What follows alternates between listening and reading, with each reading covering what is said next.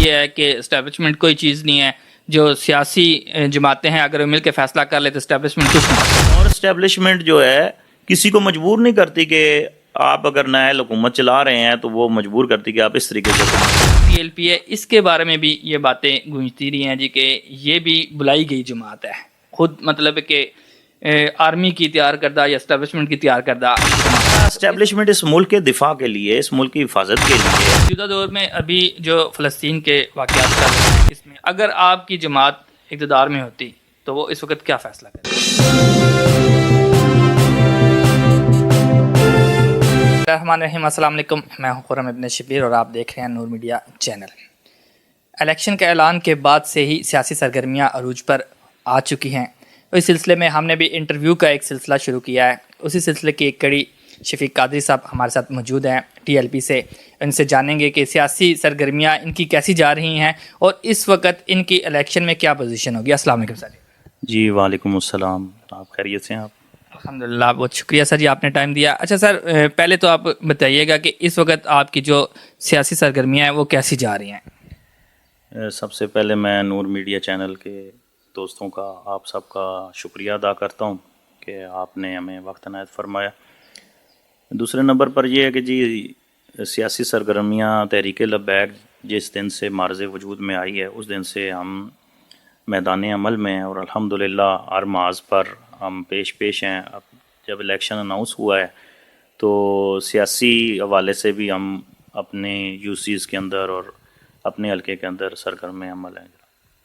اچھا سر، آپ کی ریلیاں ہم نے دیکھی ہیں، آپ کے جلسے ہم نے دیکھے ہیں، بڑی تعداد ہوتی ہے، کثیر تعداد ہوتی ہے، لوگ جلسوں پہ بھی آتے ہیں، ریلیوں میں بھی آتے ہیں، لیکن الیکشن میں سیٹیں نہیں نکلتی. اس کی کیا وجہ ہے؟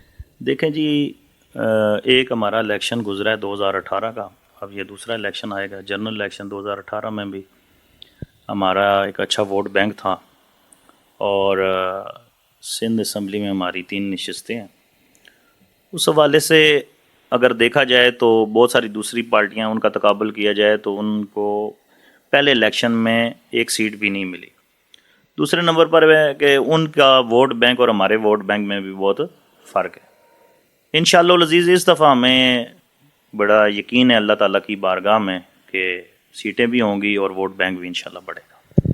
اچھا، ایک چیز اور دیکھنے میں آ رہی ہے کہ جیسے سیاسی جماعت جو ہوتی ہے وہ سارے مسلک کو لے کے چلتی ہیں، لیکن ٹی ایل پی کسی ایک مسلک کی نمائندگی کر رہی ہے، کیا یہ نقصان دہ نہیں ہے؟ دیکھیں جی، قبلہ امیر المجاہدین علامہ خادم حسین رضوی رحمۃ اللہ تعالیٰ علیہ نے جب تحریک لبیک کو رجسٹرڈ کرایا اور اس جماعت کی صورت میں کام کا آغاز فرمایا تو انہوں نے امت مسلمہ کی بات کی ہے، تمام مسلمانوں کی بات کی ہے، صرف پاکستان نہیں پوری دنیا کے مسلمانوں کی بات کی ہے. یہ بات یا یہ سوچ غلط ہے کہ ہم ایک خاص مسلک کو ترجیح دیتے ہیں یا اس کی ترجمانی کرتے ہیں. تمام مسالک کے لوگ جو ہیں وہ ہمارے ساتھ ہیں، ہمارے مشن کے ساتھ. اچھا، جیسے بہت عرصہ پہلے متحدہ مجلس عمل وجود میں آئی تھی، مختلف جماعتیں جو تھی، مذہبی جماعتیں جو تھیں انہوں نے شامل ہو کے ایک بنائی تھی. اب جو ہے اگر اس طرح کا کوئی منصوبہ بنے تو کیا آپ اس کا حصہ بنیں گے؟ دیکھیں جی، اگر نظام مصطفیٰ کے لیے، حضور کے دین کو تخت پہ لانے کے لیے جو جماعت بھی اطاعت چاہتی ہے انشاءاللہ ہم اس کے ساتھ اطاعت کر سکتے ہیں. اچھا، اس وقت جتنی بھی سیاسی جماعتیں ہیں وہ تقریباً تمام کی تمام اقتدار میں آ چکی ہیں، صرف جماعت اسلامی اور ٹی ایل پی جو ہے ان کو اقتدار نہیں ملا. تو کیا مستقبل میں ایسا ہو سکتا ہے کہ یہ دونوں جماعتیں آپس میں مل جائیں؟ دیکھیں جی، سیاست میں معاملات ہوتے ہیں، سارا سلسلہ ہوتا ہے. ہمارے قائد محترم علامہ خادم حسین رضوی صاحب اور ان کے بعد علامہ سعد رضوی صاحب نے کہا کہ جو ہمارے نظریے کے ساتھ کھڑا ہوتا ہے تو ہم اس کے ساتھ متحد ہو سکتے ہیں. اچھا، یہ ایک دو چیزیں ایسی ہیں جو کارکنان ہیں آپ کے ماشاءاللہ سے بڑے ہر جگہ پہ موجود ہوتے ہیں، لیکن اس پہ ایک چیز دیکھنے میں یہ آئی ہے کہ جو بہت زیادہ جذباتی کارکن ہیں اس کی وجہ سے ایک نیگیٹو جو آپ کا عکس ہے وہ سامنے جاتا ہے، تو اس کو آپ کیسے ڈیفائن کریں گے؟ دیکھیں جی، یہ تو ایک منفی پراپوگنڈا کیا گیا تحریک کے خلاف. جب بھی ملک کی سالمیت کے لیے تحریک کی ضرورت پڑی ہے، آپ جڑا والا واقعہ جو ہے وہ دیکھ لیں، جو وہاں پر ایک معاملہ ہوا تھا، ایک مذہبی ایشو اٹھا تھا اور چرچ وغیرہ چلائے گئے، اس میں بھی جو مفاہمت اور امن کے لیے کوشش کی ہے وہ سب سے زیادہ ٹی ایل پی نے کی ہے۔ ہمارے راول پنڈی شہر کے اندر بھی راجہ بازار گنج منڈی کے اندر ایک شخص کے اوپر ایک الزام لگا تھا توہین رسالت کا، تو اس میں بھی بہت سارے لوگ جو ہیں وہ جلاؤ گراؤ چاہتے تھے، لیکن میں نے خود اور ہمارے قائدین نے مل کر اس معاملے کو بھی بڑے مفاہمت کے ساتھ حل کرایا اور امن کی ایک فضا کو قائم کیا۔ جہاں تک رہ گیا کچھ دوستوں کے جذبات، وہ مسئلہ ناموس رسالت اگر سلسلہ بنتا ہے، کوئی بندہ توہین رسالت کرتا ہے، ناموس رسالت کا مسئلہ ہے، تو اس میں ایک ٹی ایل پی نہیں پوری دنیا کے مسلمان جو ہیں وہ جذباتی ہوتے ہیں، اور ان کا جذباتی ہونا یہ ایمان کی علامت ہے۔ اور آپ یہ دیکھیں کہ پاکستان میں اتنی شہادتوں کے بعد بھی جو جماعت پرامن میدان عمل میں رہی ہے وہ ٹی ایل پی۔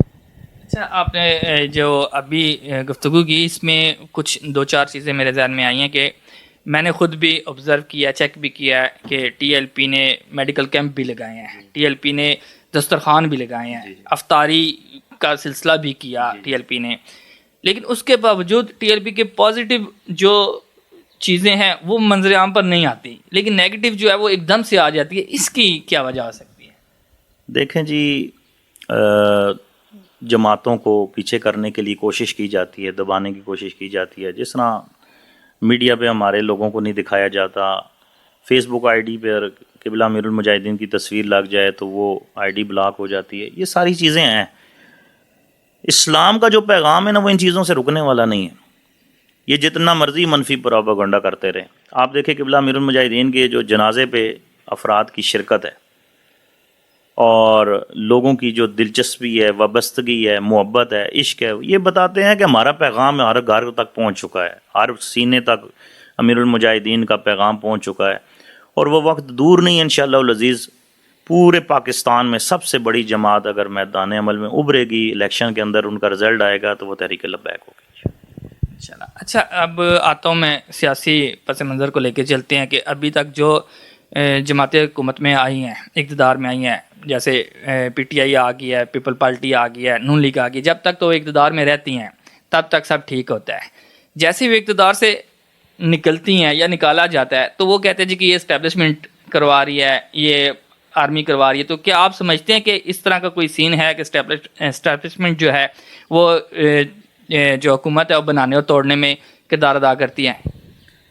دیکھیں، یہ تو سیاستدانوں کی سیاسی نااہلی ہے نا، کہ وہ جب اقتدار کے مزے لوٹتے ہیں تو تب تو انہیں کوئی چیز نظر نہیں آتی، اپنے غلط فیصلے بھی جو کرتے ہیں خود کرتے ہیں وہ بھی دوسروں پر اس کی ذمہ داری ڈالتے ہیں، تو ایسی بات نہیں ہے۔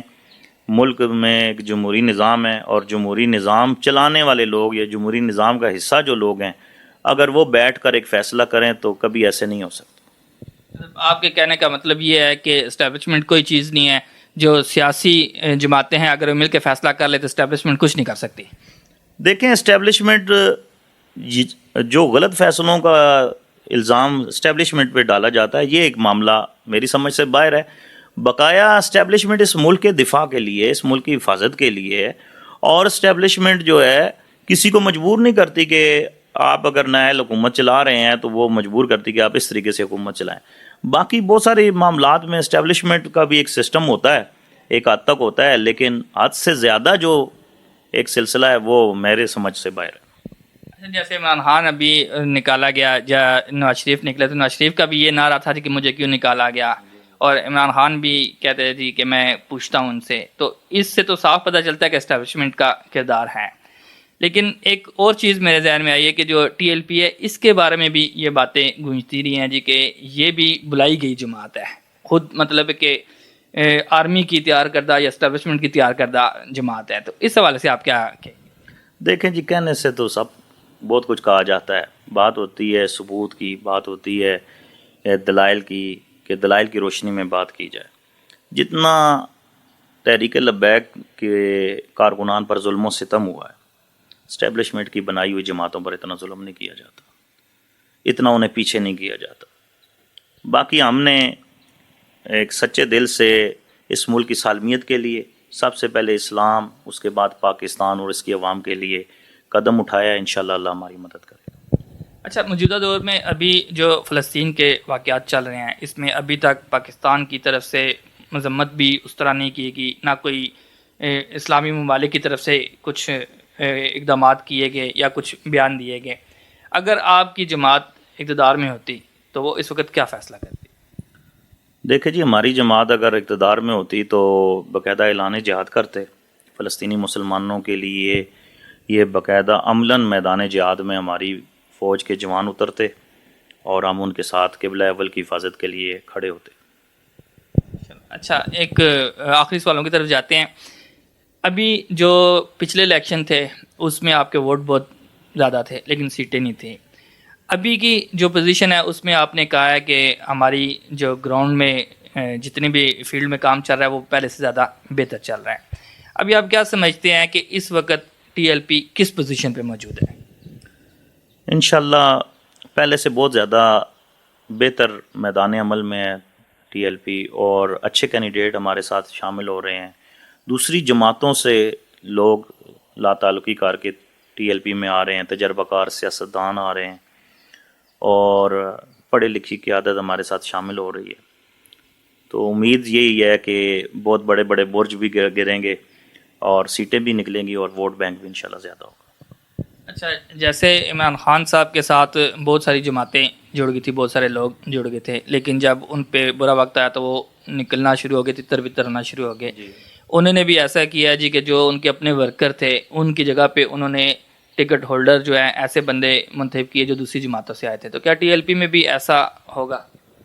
نہیں جی، ہماری جماعت میں جو بھی بندہ آ رہا ہے، پہلے تو یہ ہے کہ ہم کردار واحد ہر شخص کو دیکھ رہے ہیں۔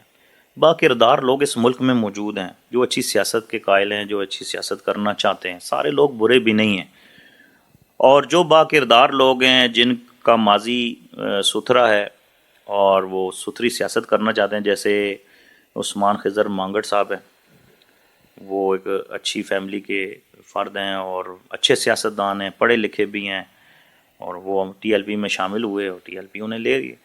اسی طرح کے اور بہت سارے لوگ ہیں جو ہمارے ساتھ شامل ہو رہے ہیں اور پاکستان کی بہتری کے لیے وہ کام کرنا چاہتے ہیں ٹی ایل پی میں آ کر۔ جی اچھا، اب آخری سوال کی طرف جاتے ہیں کہ منشور جو ہے ٹی ایل پی کا، اس کے مطابق اگر اقتدار میں آتے ہیں تو کون سے 3 کام ہیں جو سب سے پہلے کیے جائیں گے؟